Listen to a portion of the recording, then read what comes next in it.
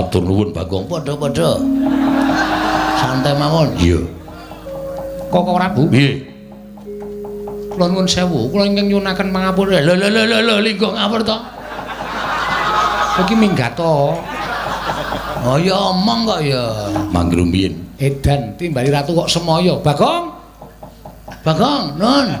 Rene. Pripun? Kowe iki kok edan to? Lah sebabe sing ngakon Setyaki ngajar Kurawa sapa? Mboten nonton. Aja edan. Kowe iki ngapa ta kowe iki? Kusike santai wae. Iki kok ki tlonjonge tekan kono.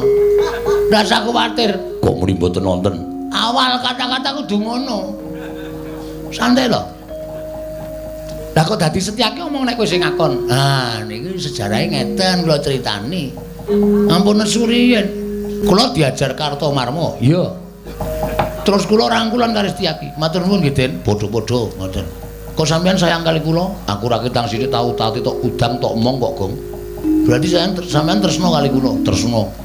Nek kula lara, aku melu lara. Nek kula mati, aku layat. Ngoten niku. Sing muni ngono niki Ndara Setyaki. Nek kula dijotosi wong sampean weruh niku kira-kira ati sampean pripun? Aku ra mentolo. Padahal kula dijotosi Kartomarma. Lenggah. Bagong tak aturi. Apa jeneng kuwi? Ngaso. Kurawa tak ajari. Ngoten niku. Setyaki Wonten dawuh. kowe ora dikon Bagong. Gong mbok tanggung jawab. Iki engko tekan kono, santai wae to. Lagi tak rembug. Saniki kula tak takon karo sampean. Iya. Nek Setyaki duwe rasa welas kali kula kleru. Lho, ora wong Setyaki kuwi tau tate tok udang, tau tate tok mong ora ketemu sedilo. Nah, terus nek Ndara Setyaki niku ngeman kali nyawa kula kleru. Ora. Nah, terus nek Ndara Setyaki niku ngewangi kula mongko kula dijotosi wong. Ya kuwi Kartomarma. Napa Setyaki kleru? Ora. Lah ya wis. Ora kleru kabeh kok sampean niku. Kuwi lah dalah edan iki. Ora edan iki asli. Matur nuwun Bagong. Padha-padha.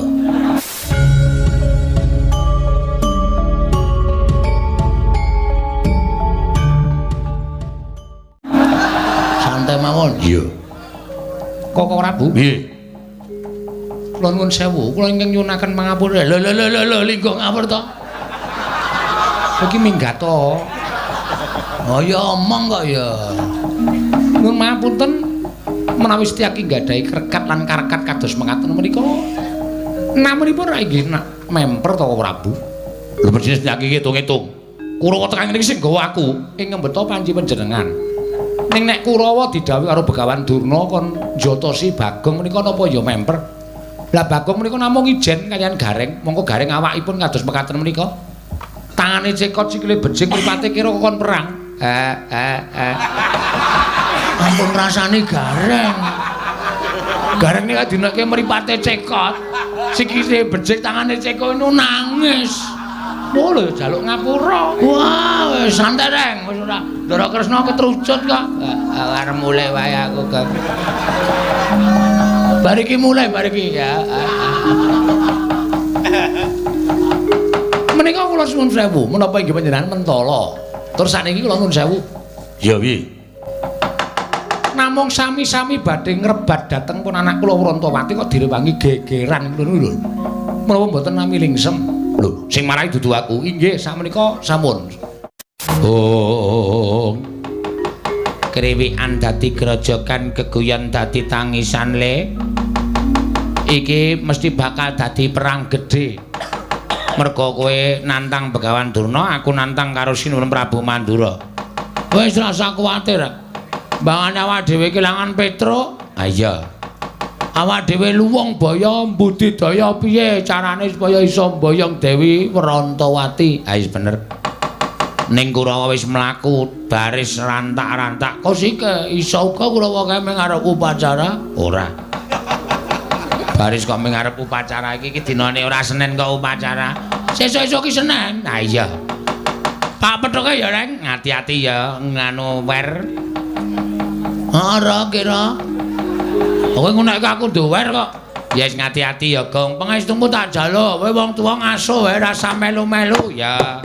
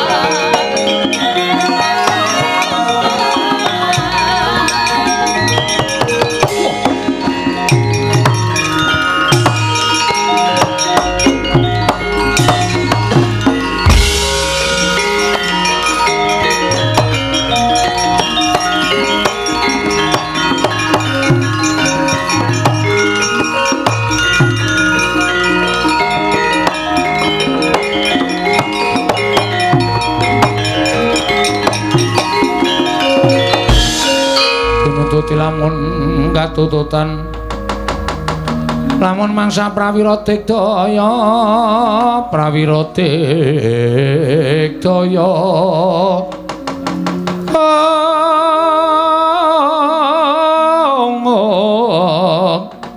Rananggana magawe gelarira wang-wang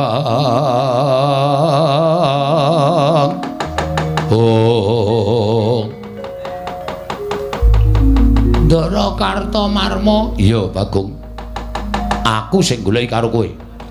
Nek pun ketemu, manut tak bondo, tak princung sikilmu. Didhawuhi dening Bapa Penemban Durna kinen ngundurake kowe aja nganti pisan-pisan mboyong lawan Dewi Wrantawati. Ngerti yo, Dewi Wrantawati bakal didhawuh dening ya kuwi anakku Lesmana Mandra Kumara. Semanten ugi kula, Ndara. Nek nganti kula wangsul gagal mboyong Dewi Wrantawati kula kelangan Petruk mula mbangane Petruk mati mongko Petruk menika rol-role Panakawat.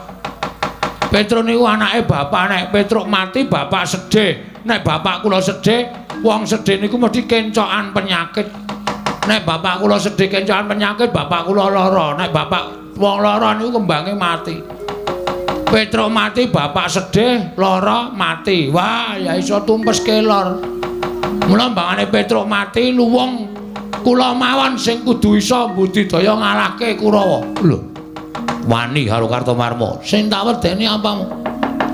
Wani aja linggo ning ngisor. Ayo ngadeg padha karo Kartomarma. Nandhake yen pancen kowe sewani karo Kartomarma. Kula teng ngisor mawon. Sebab ya apa? Wis kula seneng teng isor. Pun kula teng mriki mawon. Wangkal karo Kartomarma candhak. Siramu tak jebleske lemah, pecah dadi loro. Weh, wonge akeh kok mung dadi loro. Deke pirang-pirang menadil. Wah, kowe iki geneman cara apa? Cara wong. Kene marganing patimu pangga tak ayoni Ndara Kartomarma.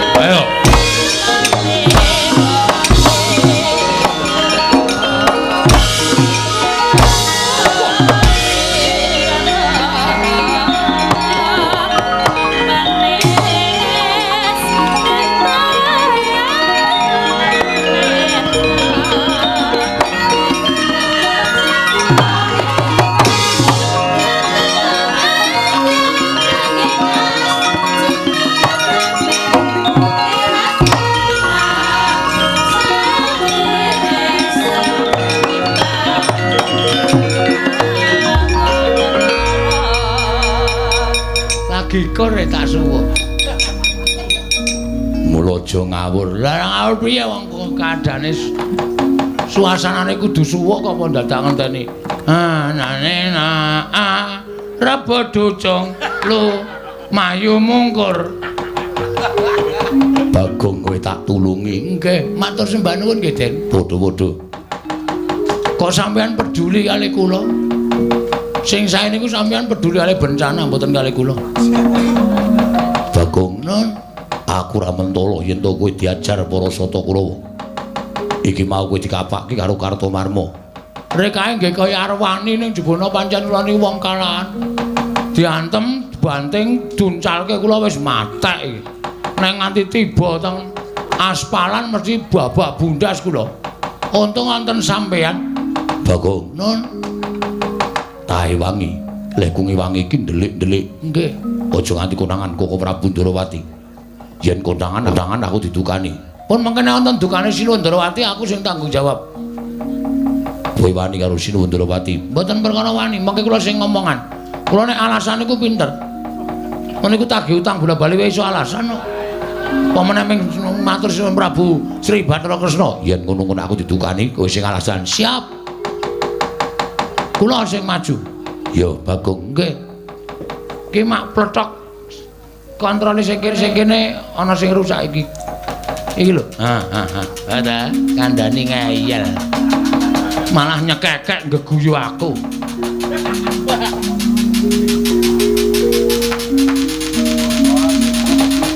Yo. Pun tindak mriku. Yo, Bagong.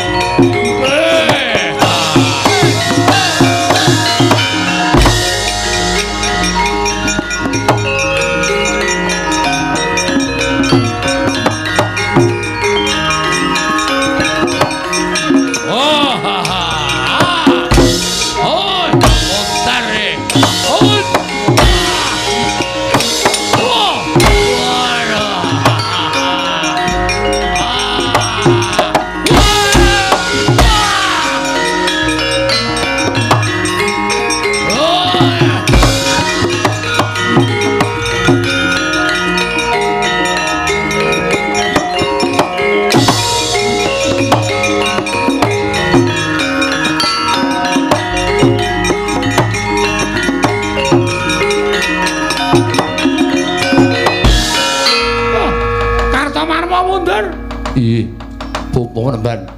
Ing ngatasé musuh Bagong kok kalah. Kowe iki derajating kadang nata lah kok dadi musuh Bagong kalah ki piye? Mboten Bagong yang majeng. Lho sapa? Setyaki. Setyaki? Iya, kasinggihan. Setyaki ngamuk unggung. Sajaipun Setyaki mboten mentala nyumurpi Bagong dipun kroyok dening para sata Kurawa.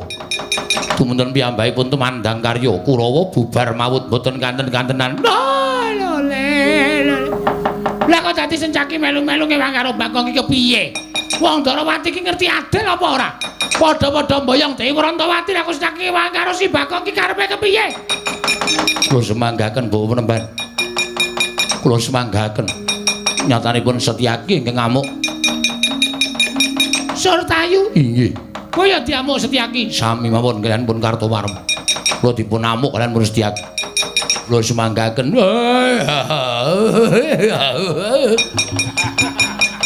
Dursasana kok maju dhisik. Ha iki lekae ya mendang paripurna. Ndang rampung kula iso ngrangket Bagong jebulane yo. Bagong diwangi Setyaki. Cah cilik nek tumandang jeblas-jebles. Kula semanggaken Bapak Penemban. Kula semanggaken kula mboten iso mungsuh Bagong merkono pepalange Setyaki. Oh, gugu karepe dhewe panusmaning jajalan. Ya, nadyan kowe dewangi Setyaki apa kira-kira Setyaki wani nandhi kridaning Nalendra Mandura.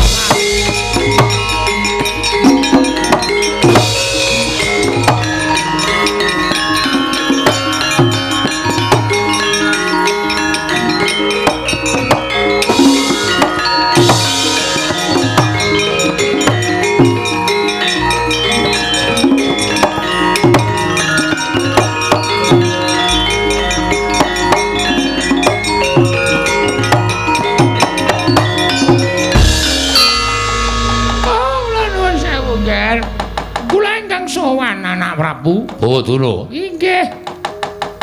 Sampeyan kok mundur niku pripun? Oh, inggih kula ingkang badhe muncatus patung Anak Prabu Baladewa. Jebul pinanggipun tiyang Darawati menika mboten adil. Lho, mboten adil kados pundi? Nyatanipun Kurawa majeng badhe nyepeng dhateng pun Bagong. Bubar sanganing para sata Kurawa bubar mawut.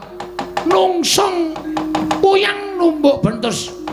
Mboten wantun kalian Bagong. Lho, ing atase Kurawa kok kalah karo Bagong ini lho. Werdine priye niku? Jalanane napa? Oh, kula nuwun pangapunten.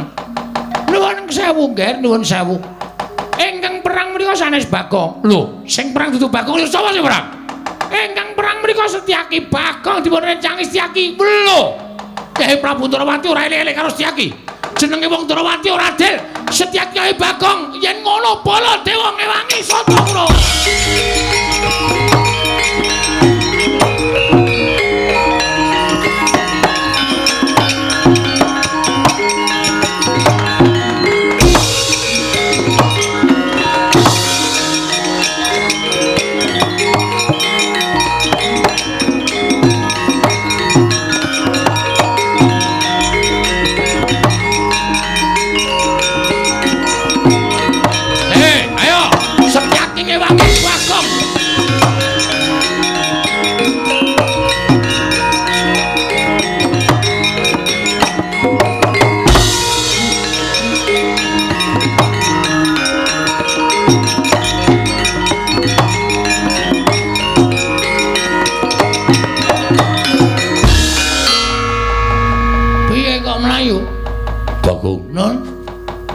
Ngewangi cukup semene wae. Waduh.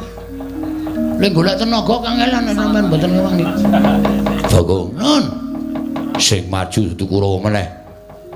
Sapa? Ko Prabu Mandura, mongko nggawa Kyai Nenggala. Sumbar-sumbar yen Setyaki ngewangi Bagong, Ko Prabu Mandura ngewangi Kurawa. Saiki wis maju ning pabaratan nggawa Kyai Nenggala. Sampeyan wedi? Ora wedi, ning aku wedi didukani Ko Prabu Darawati. aku engko sing ngomong. Tenang to. Iki ana MC-ne. Ora usah kuwatir, aku engko sing ngomong Prabu Kresna. Nek Prabu Kresna pancen arep nyalahke karo sampean. Sampean bener. Sampean niku mbelani kalih kula. Kula wong ringkih, kula wong cilik, kula wong bodho, kula mung kawula. Nek kula ajeng dikeroyok Kurawa sampean duwe rasa mbelani niku tukul saka jiwa kasatriyan sampean. Iya. Nggih. Ora usah wedi. Mungsuh Nenggala wedi. Nenggala pusaka ampuh. Gunane apa Setyaki duwe gada wesi kuning? Jupuk. Tantang Baladewa, Nenggala karo gada wesi kuning menang endi? Ngono. Engko meng ngono kok mundur. Wah, dipisi presane bayi akeh. Isin Setyaki Senopati Ndarawati kok wedi karo Nenggala.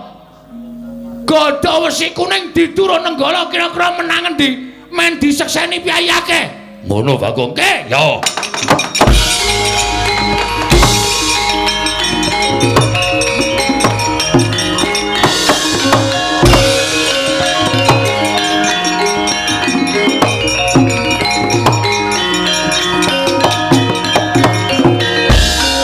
Wis gayeng iki. Nek ngene iki aku kudu cepak-cepak mulih iki. Engko nek nganti aku didukani Sinuwun Ndarawati ra iso omong aku. Mongko kae gawa gada wesi kuning karo Nenggala. Wah, pethukan gada wesi kuning ditu karo Nenggala pusaka ampuh. Duer. Sinuwun Ndarawati clorot. Ana ngopo Setyaki? Reng, Ngapa? montore juga saka parkiran. Iya. Ayo mulih. Kae iki selah-selane angel. Mulai ya siap-siap mulai saiki le iso mangkat engko sore. Wah, kowe iki wis nggo kendaraan ya bosok. Oh, tekan kono-kono. Ayo karang ki wong seneng-seneng kaya gong ora. Wis ayo, iki mulih, ora usah mulih. Iki ora tanggung jawab nek mulih. Ditonton sik Ndara Baladewa karo Ndara Setyaki le gelut piye menang sapa? Anak dhewe aja nggawa gada wesi kuning. Engko nek Sinuwun Ndarawati tekan kene ora masalah wis to. Sinuwun Ndarawati ki wong arif, wong bijaksana kali.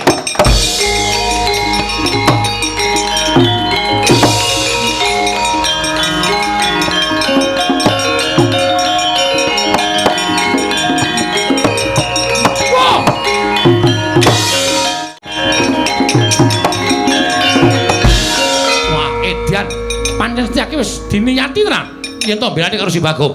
Lho, ngliga pusaka Garba Ruji Kyai Gada Wesi Kuning. Dasar Purnyata. Koko Prabu pancen wis niat mbelani Kurawa gawa Kyai Nenggala. Mentala karo Bagong, mentala karo Setyaki. Wong Tegelan kudu dimungsi wong Tegelan. Lho, kowe wani karo Baladewa? Nuwun sewu, mboten ateges kula wantun. Nenek Bagong tekaning pati saka Kyai Nenggala kula ora nrimake. Kok gawa wesi kuning? Yes Ben, ayo jajal ditu. Wesi kuning karo Nenggala menang endi? Edian. Ora edan iki tenanan. Lho. Kowe adal. Arep nyoba pusaka kadewatan Jaja Kyai Nenggala. Diban gada wesi kuning pecah. Wah, mati tenan aku. Tak tegeli kok ora pus. Setyaki, Setyaki.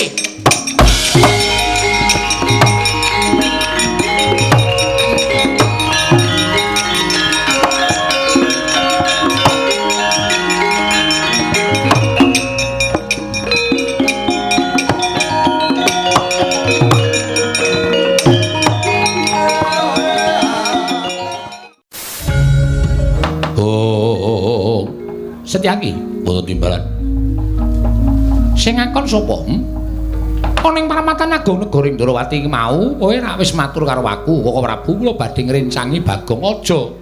Iki dudu perkaramu, iki perkarane Bagong karo Kurawa. Lah kok kowe mbadal, kowe nrajang pawareng nata Ndarawati? Malah kowe ngliga Kyai Gada Wesi Kuning. Meh wae didu karo Kyai Nenggala. Lah ya kuwi, Kandan-kandanane ngeyel Setyaki. Iki perkarane Kurawa karo Bagong kok. Begawan Durna wadul karo aku yen Kurawa bubar ora karu-karuan mergo diajar diamuk karo Setyaki. Mula pun Kakang ora trima. Pun Kakang niga Kyai Nenggala niatku bakal ngagar-agari karo Bagong. Lah kok dipethuke Setyaki nggo Gada Wesi Kuning. Setyaki, wonten timbalan. karepmu piye to? Kula dipun kengken. Lho. Sing ngongkon sapa? Bagong. Bagong kongkonan kowe nyuwun tulung kalian kula supados kula ngunduraken Kurawa. Lha cah edan tenan kok. Bagong ngenteni. Hi. Bagong. Nun. Tanggung jawab. Karo sapa? Sinuwun Darawati. Beres aku rono aku. Saiki kon mrono. Iki lagi perlu sik tak tanda tangan sik. Tanda tangan apa? Mbok iki sak tanda tangani apa aku ya rendeng. Ayo mrono, bareng aku ora gelem tak ketak sirahmu. Wis santai-santai wis kono dhisik. Ngrono. Heeh. Nggih. Anggere ora rene aku didukani Koko Prabu wis tak ajar. Nggih. Endi? Mangger mbiyen. Edan timbali ratu kok semoyo. Bagong. Bagong, Nun. Rene. Pripun? Kowe iki kok edan to? Lah sebabe? Sing ngakon Setyaki ngajar Kurawa sapa? Mboten nonton. Aja edan. Kowe iki ngapa ta kowe iki? Kosike santai wae. Iki kok ki tlonjonge tekan kono. Ndak usah kuwatir. Kok muni mboten nonton? Awal kata-kata kudu ngono. Santai lho. Lah kok dadi Setyaki omong nek kowe sing ngakon. Ah, niki sejarahe ngeten kula critani. Ampun suriyen. Kula diajar Kartomarma. Iya. Candak Kartomarma duncalke le Kartomarma. Dislametke Ndara Sencaki. Ndara Sencaki nylametke kula. Kula kontal kudune tiba teng aspal napa teng watu pecah sirah kula. Kali Ndara Sencaki disaut cek didhukke alon-alon. Terus suwuk gamelane, terus kula rangkulan karo Setyaki. Matur nuwun nggih, Den. Padha-padha ngoten. Kok sampean sayang kali kula? Aku ra ketang sithik tau tati tok udang tok omong kok, Gong. Berarti sampean tresno kali kula, tresno. Nek kula lara, aku melu lara. Nek kula mati, aku layat. Ngoten niku. Sing muni ngono niki Ndara Setyaki. Nek kula dijotosi wong sampean weruh niku kira-kira ati sampean pripun? Aku ra mentala. Padahal kula dijotosi Kartomarma. Lenggah. Bagong tak aturi. Apa jeneng kuwi? Ngaso. Kurawa tak ajari. Ngoten niku. Sejarahe. Lah tegese Setyaki Wonten dawuh. kowe ora dikon Bagong. Gong mbok tanggung jawab. Iki engko tekan kono, santai wae to. Lagi tak rembug.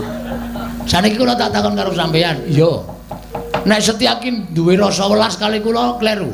Lho, ora wong Setyaki kuwi tau tate tok udang, tau tate tok mong ora ketemu sedina. Nah, terus nek Ndara Setyaki niku ngeman kali nyawa kula kleru. Ora. Nah, terus nek Ndara Setyaki niku ngewangi kula mongko kula dijotosi wong. Ya kuwi Kartomarma. Napa Setyaki kleru?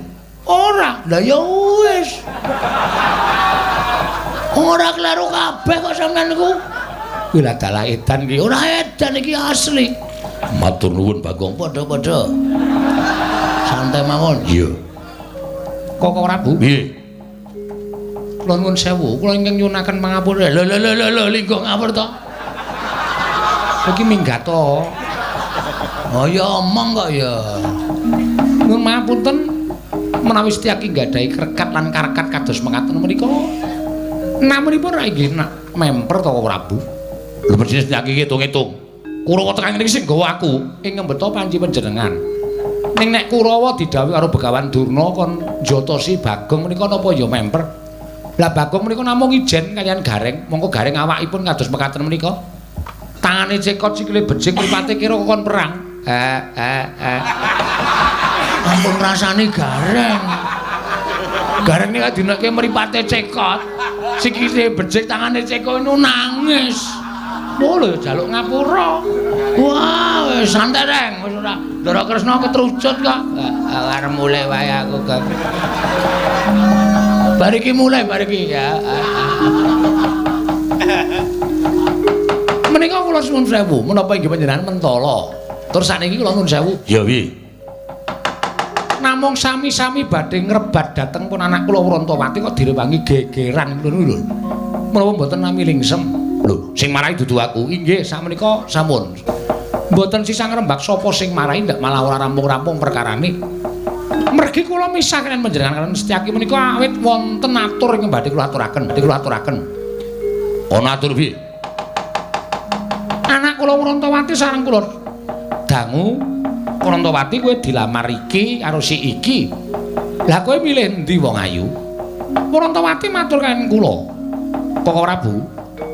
Kanjeng Rama, kula menika dipun wengku sinten-sinten kula sagah.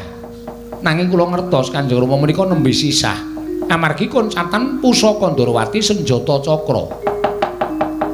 Mila sapunika ngaten mawon, Koko Prabu kundur wonten negaring Astina, munjuk atur sanipun Nyai Prabu Duryudana.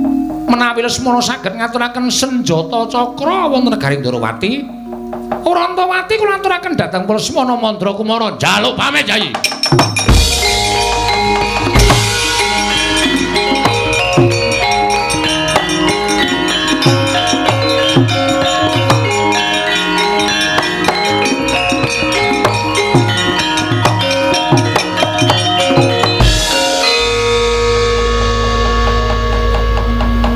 Menapa semanten ugi kula nggih ngaten menika? Iya Bagong, aku ora bakal wola-wali. Rantawati matur kaliyan aku Kanjeng Rama, yen to nyuwun pamit durung. Durung aja kesusu, men ketok kaya Prabu Baladewa. Wong kowe kok kaya Prabu Baladewa, gareng kon mrene. Apa? Timbali Ndara Kresna. Nah, ngene komplit aku le dawuh ora kepenak to. Kok suwe men ra teka-teka? Sikile niku becik. Dadi nek mlaku niku suwe. Duh keseron aku mesti krungu kan. Anggere diecele cacat nangis keloro-loro.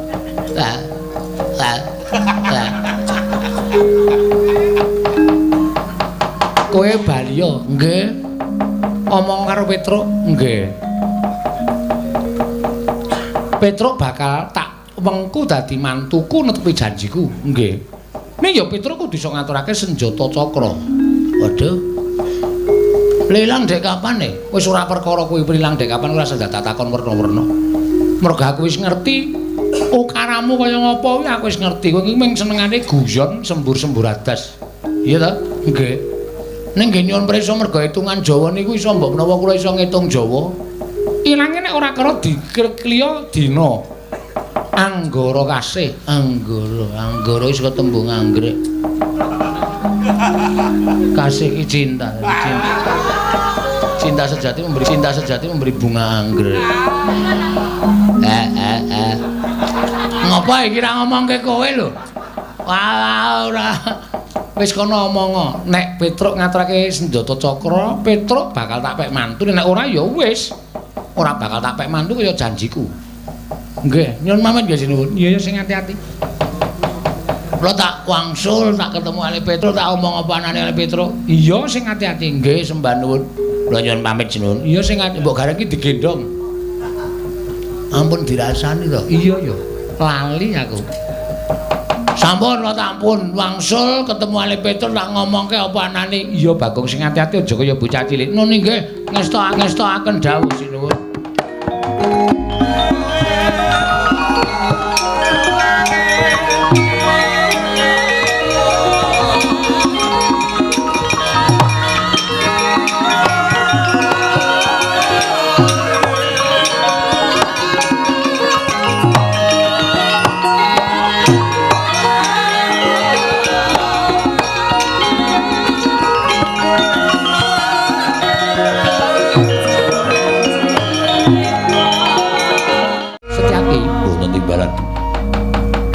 Gandeng kabeh wis katon padhang Kurawa wis lampit brungkat kimpul nekuk penjalin bali marang Praja Ngastina. Nggih. Semono uga Gareng lan Bagong ingkang diutus kelawan Petruk. Lho nggih. Ning aja nganti kendho nggonmu ngrondani kana negara Ndarawati pagrana ingkang bibit. Aja nganti ana ingkang marajal saka sela-selaning Garu. Lho nggih ngestakaken dawuh. Kon Kakang bakal nunggone nang Praja Ndarawati sapa ingkang bakal iso ngaturake kunduring senjata cakra ya Kyai Cakra Baskara. Bakal tak paringi triman ya kuwi Atmajaku Dewi Rantawati. Lho nun ngestakaken dawuh monggo Koko Prabu kula dherekaken. Ayo sedherek Dimas kadhahipun Kakang Garparuci.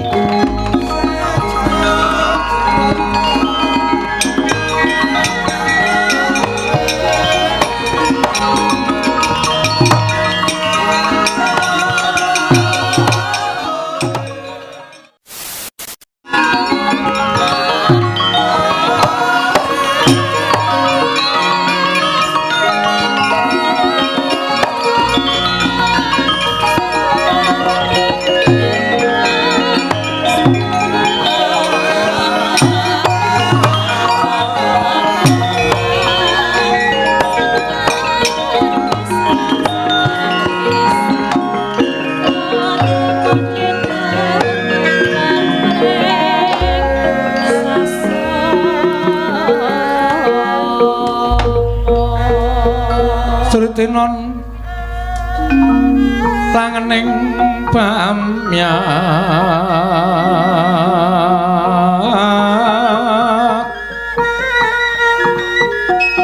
busana maneka warna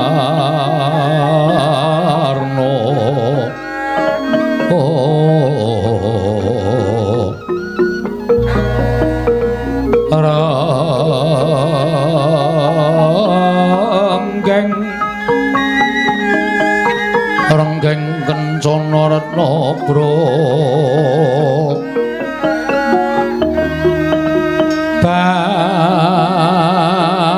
bandera layu kumitir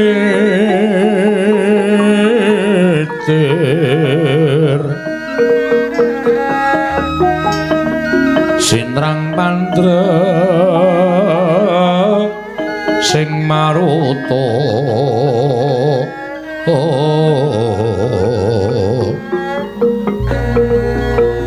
serna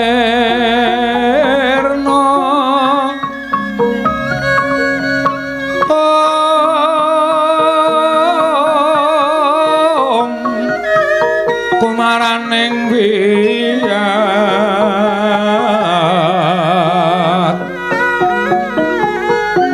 mantian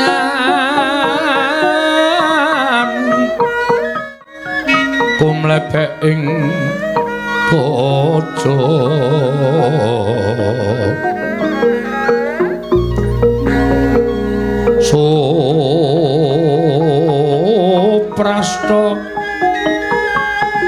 Suprasta kayu kang kaprapat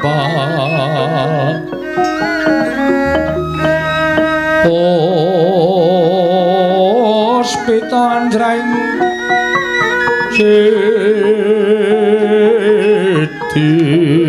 om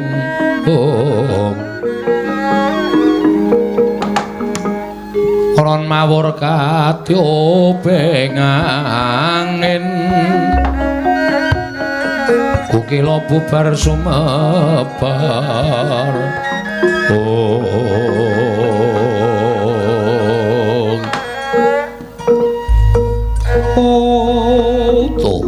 ulung-ulung kendang peksi mabur bubar katrajang mauto satu ana kathah ingkang sing papan kajeng ageng karungkat kababat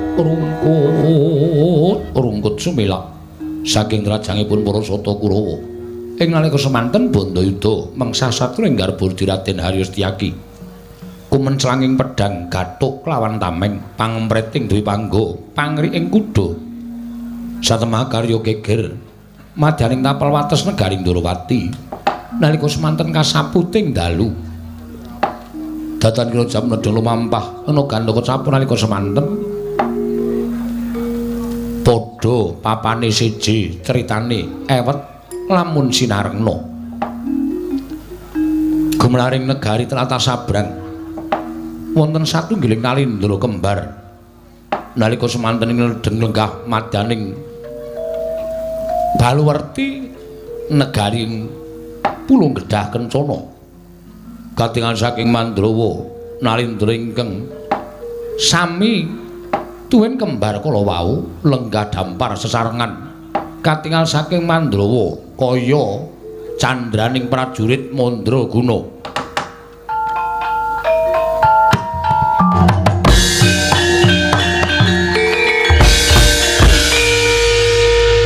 jagat wasisaning Ubatara wayah Tara jagat Yayi Jaya Sudirga apa Kakang Jaya Lengkara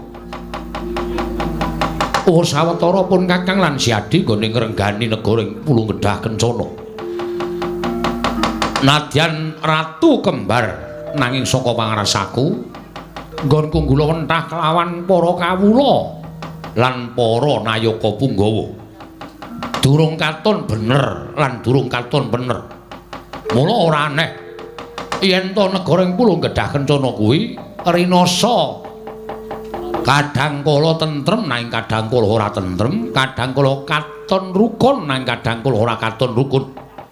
Kabeh mau ndadekake bingung penggalipun Kakang. Kakang Jayalengkara iya. Semono uga aku bingung rasaku nggone ngasta bawat perintah negara ing Pulau Gedhah Kencana. Nadyan alindraning kembar Kakang lan aku nanging wedine kok kaya tumpang suh. Gone ngasta bawat perintah negara ing Pulau Gedhah Kencana. Yayi. Si Adi ora ngerti apa ingkang tak tindakake. Nalika dina ingkang ngepungkur pun Kakang nglakoni sare naritis sesemek ron Rajamala. Abebantal boto sarimbak. Pancen pun Kakang sengaja ora nganti lawan si Adi tak kanthi laku prihatin merga supaya meleng ciptaku, supaya manteng pangestiku. Jroning aku nglakoni prihatin mau jebul ana Dewa ingkang paring wisik kelawan panjenenganipun Kakang. Iya, Kakang piye? Negara Pulau Gedhah Kencana kene bisa ayem, tentrem, kuncara hanjayeng bawana. Kondhang kaluking erat. Jagat persasat kebrebeken marang ngumandangi negara ing Pulau Gedhah Kencana lamun negara iki kudu ditumbali. Kakang paring dawuh kudu ditumbali apa kudu nganggo tumbal satu wana.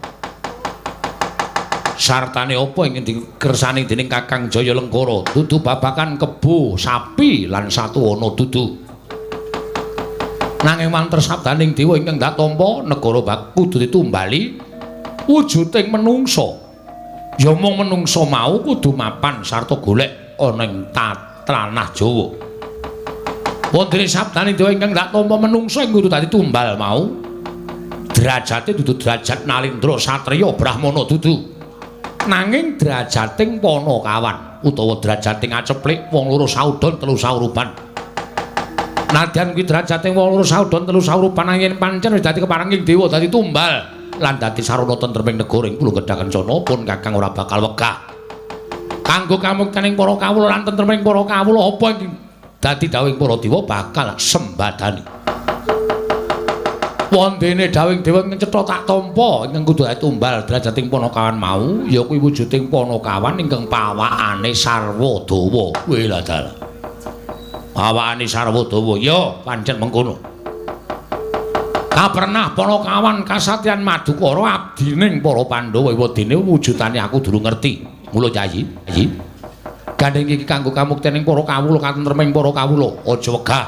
Si Adilan pun Kakang nyabrang samudra gedhe mung butuh prapteng ana ing tanah Jawa. Sawise prapteng ana ing tanah Jawa digoleki menyang ngendi menungsa ingkang wujudane sarwa dawa mau. Yen wis ketemu dibonyong marang negara ing Pulau Gedhah Kencana dadekke tumbal dadi srana tentrem lan yuwananing para kawula sanegara ing Pulau Gedhah Kencana. Yayi Jaya Sudirga. Cumangkah kanggo sesumbar Lindhu bumi kuncing kumaludha kuntur ketup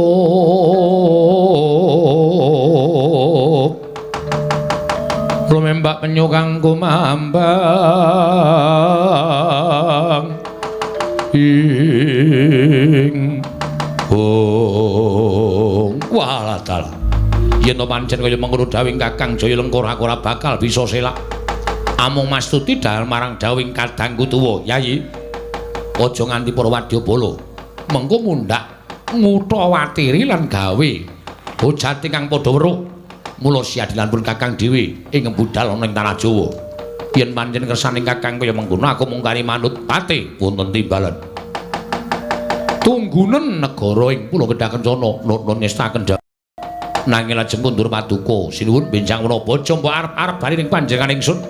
Yen wis rampung perkarane lan bisa entuk gawe panjenengan ingsun bakal kundur marang goreng Pulau Gedhah Kencana. Namung sembah kula ngliraken jengkar paduka Gusti kula kekalih. Mugi-mugi pikantuk damel saged ambuyung tumbal dados sarana tentreming para kawula sak Pulau Gedhah Kencana. Yayi Jaya Sudirga ayo mangkat dina iki Kakang Jayalengkara. Tak duwe tindak dhisik aku tuwun tak tindake Kakang Jayalengkara. Yayi Jaya Sudirga ya.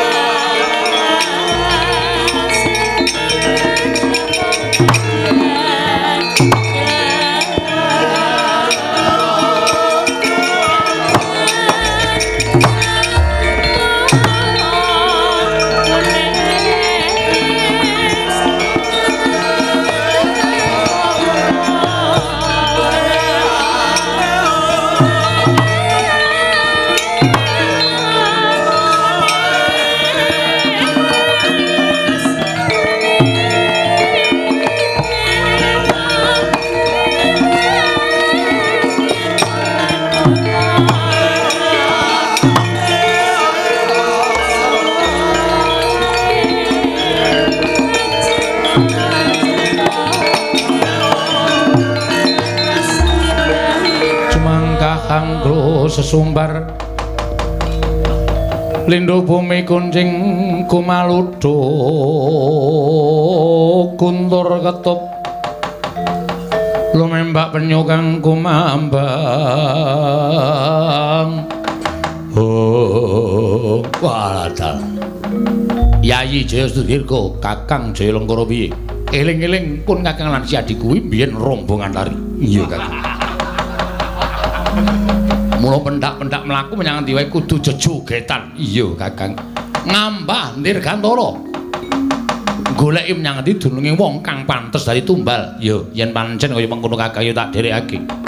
Supaya enggal prapta ning tanah Jawa. Katon ngarep iki wis samudra, ing ora katon kaya ora ana watese. Nang nyabrang segara iki wis dadi jalaran nggone prapta ning tanah Jawa. Kakang Jaya Lengkara tak dherekake. Ayo, Yayi Jaya Sudirga.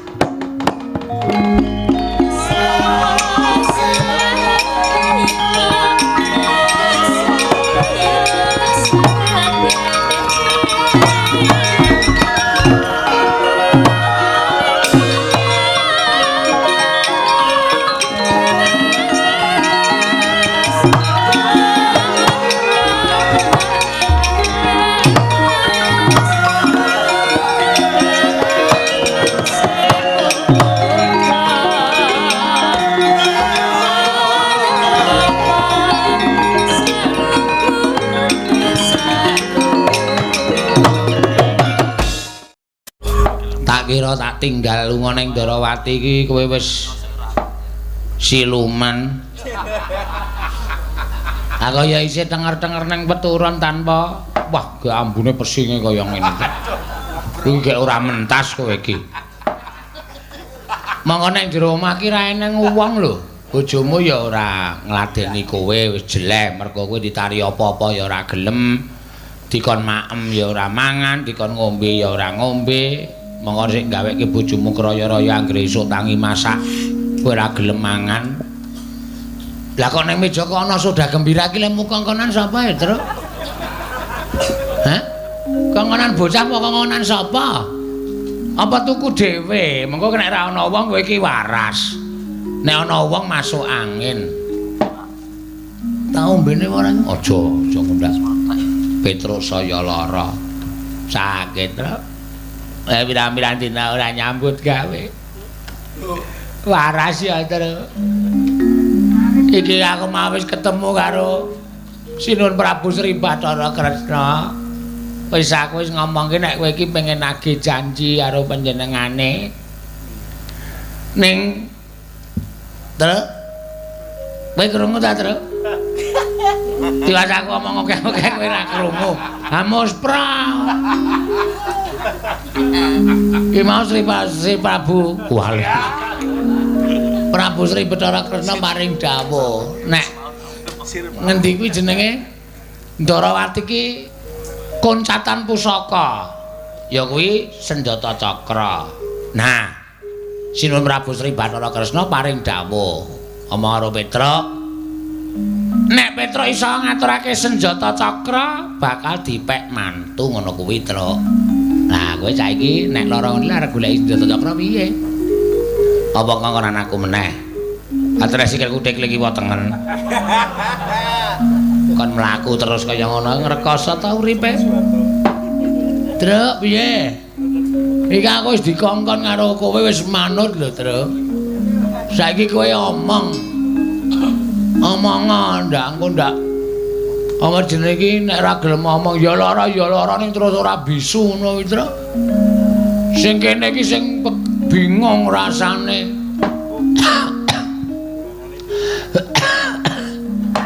Watuk ta, iki kan omong ngeyel kok ndak watuk. Omong apa? Apa sate brutu apa ya? Nggo nambahi kekuatan terus. Kowe sing lara aku rasane kaya semplah apa bebayuku, Truk. Kowe iki jan bocah Apa ditembangke apa piye? Ha ya ngono apa? Piye njaluk apa? Lagu apa? Engko tak pejetke. Kaya ning Piperbak wae. Kowe tau ora ono wae wis. Mulai kaosku tak celupke sik. Ndak konang. Wis saka prapatan wis tak copot kaosku ayo.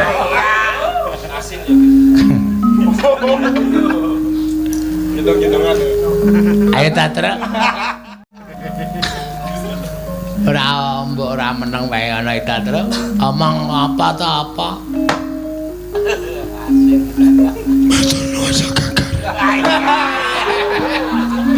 Wah, ya suaramu wis kaya ngono ki wis parah banget apa piye apa? Telake wis ketukulan jamur apa? Kok suarane kok esek kaya ngono? Matur nuwun ya Kang Gareng. Tiba padha-padha.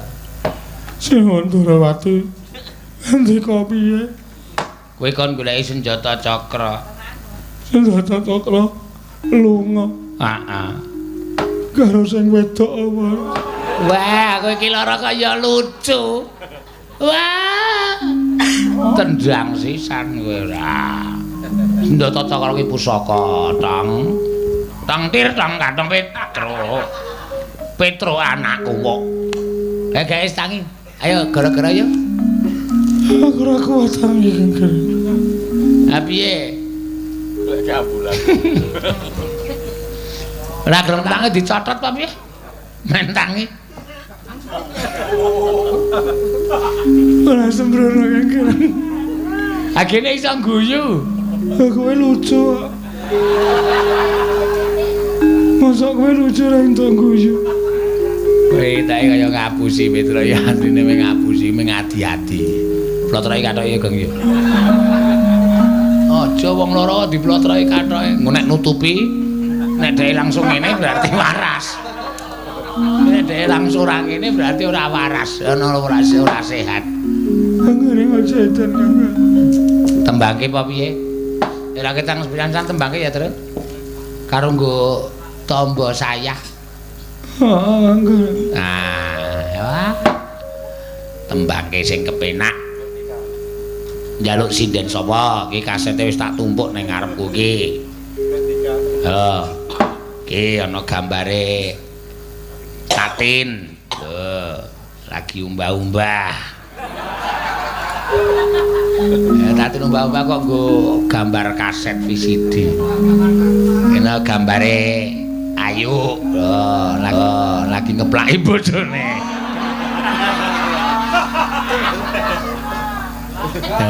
Milih apa? Milih sindane sapa? Komplit kae iki.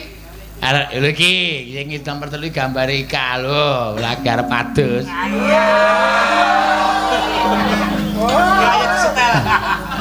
Setel yo Kang yo. Lungguh menawa isine pas adus.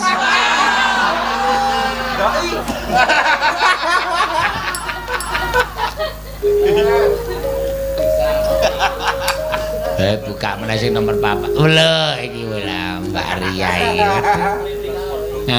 Nganggo andrak. Apa? Wah ya ora. Wah, nganggo tank top. Wah, iki buka meneh iki lho. Agnes iki lho. Iki anting iki lho, iki anting. Wow. Wow, lagi ngercoli kayu. Gila, lu ana meneh gila, lu Prastiwi gila. Wah, gleleng ta. Wondroke kedawan. Perang serah lemah kaya kuntilanak. Ih. Milih sapa, Tru? Milih sapa? Ayo milih sapa?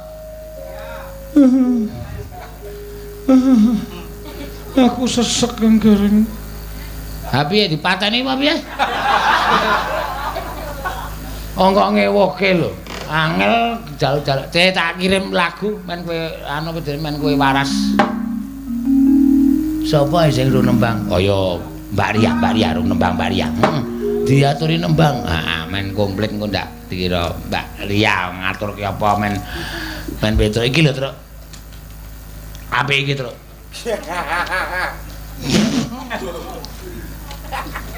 Ayo Mbak napa nembar. Klasik nggih kenging, ajar klasik nggih mboten napa-napa. Kaya kula wingi bar perlu ajar napa jenenge nganggo larasan nemro malu luci nemro. Mangga. Ajar niku. Niki napa niki, Pak? Napa? Arek kok ana suarane. Ha iki tip nganu kok rekaman desa kok iki dadi. Iso omongan barang. Kersane napa panjenengan ngaturke napa mboten pripun? Kurang ngaturke apa-apa Kang Gareng. Iki maru sinden ora mengono dapurmu. Lara ya lara kuwi rasa trewet. Engko disuntik ya, Truk. Mau Kang Gareng aku wedi Kang Gareng. Oh calanan kok wedi karo suntik dina aku nek nyuntik sregepe ra jama-jama. Oh, ora.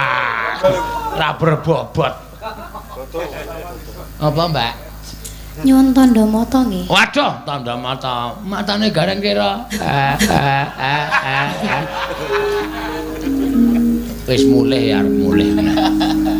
Tandha mata ya. Indonesia. Senes. Itu kuwi. Senes. Tanah air beta. Di sana tempat lahir beta. Ya. Mangga. Dipun bawani napa mboten? Derek. Bawani ah oh ya. Sampean sing kit wau dereng nembang dhewe. Panjen tak. Ala apa, Dik? Pripun? Di Dienggo imbu dienggo gara-gara jebul Petro malah lara. Engko rak mateng. Napa? Mengke rak mateng. Mateng pripun? Lah timbu. Wah. Nah, kit wau pun mateng.